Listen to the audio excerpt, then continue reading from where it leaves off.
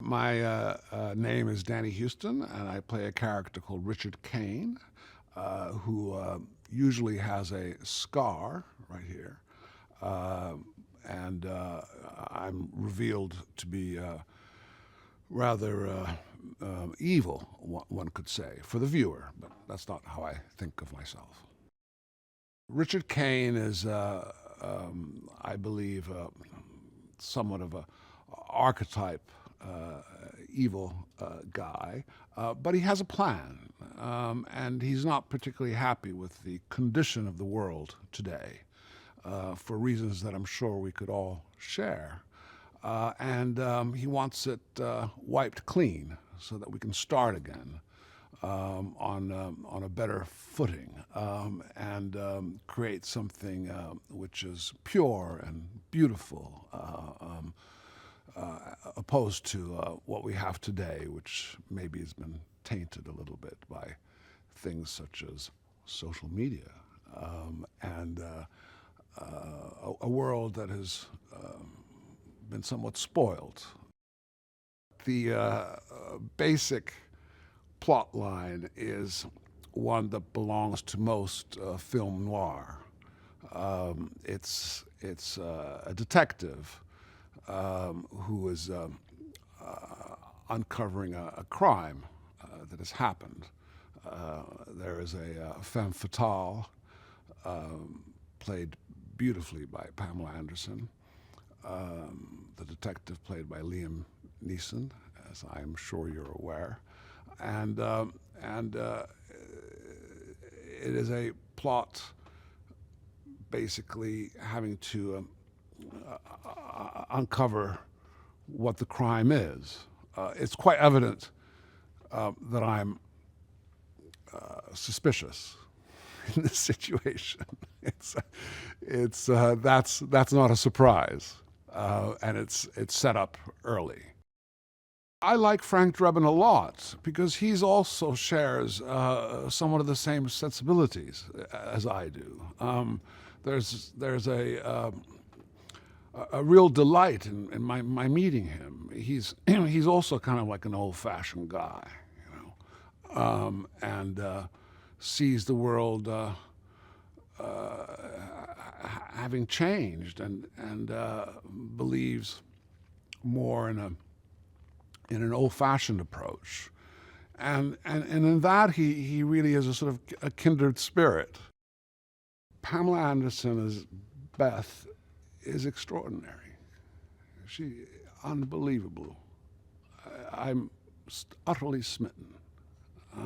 She's a combination of Rita Hayworth, Marilyn Monroe.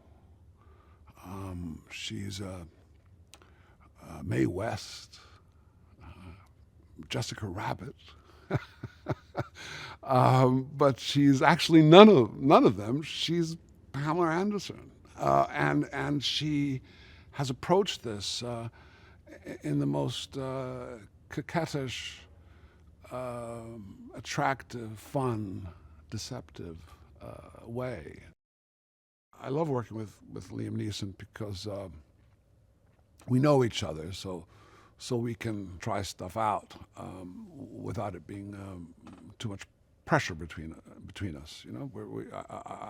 I like and hope to think that we're there for each other in a sense. And early on, we decided that if things got a little too funny, that we wouldn't look at each other in the eyes. We'd look at each other in the forehead. so that's our safety zone. Is we just look at each other a little higher than we should, so that we don't crack up, because things do get a little funny at times. I received a call from Akiva, the director.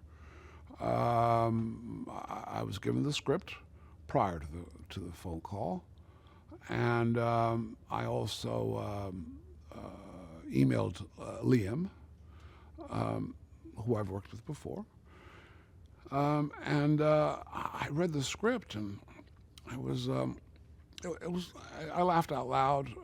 There were things in it which I thought, I don't know how how some of the things were going to be possible. Speaking to Akiva, I realized that he was approaching this in the film noir sense of the word. He was going to light it richly. That the costumes were going to be, beautifully designed, and the lighting and the texture of the piece was going to be something that if you could freeze any frame at any point, you would get something that was beautifully made.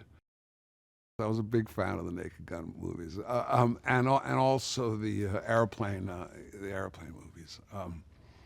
I was a big fan of them, and I liked all the political incorrectness, which I don't know how they would play in today's world if they were released today.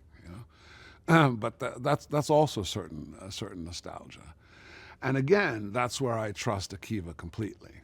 I know he's got my back, but that we can push it a bit as well. So we try, and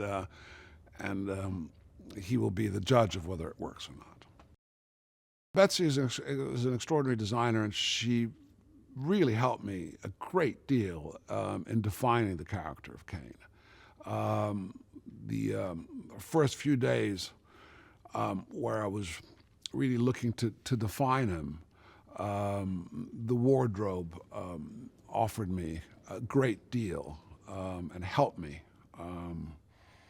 create this man. He's quite tailored. He has these beautiful suits that cut a silhouette, sort of tailored silhouette, and I could literally feel the light sort of caress my shoulders and define what the character looks like.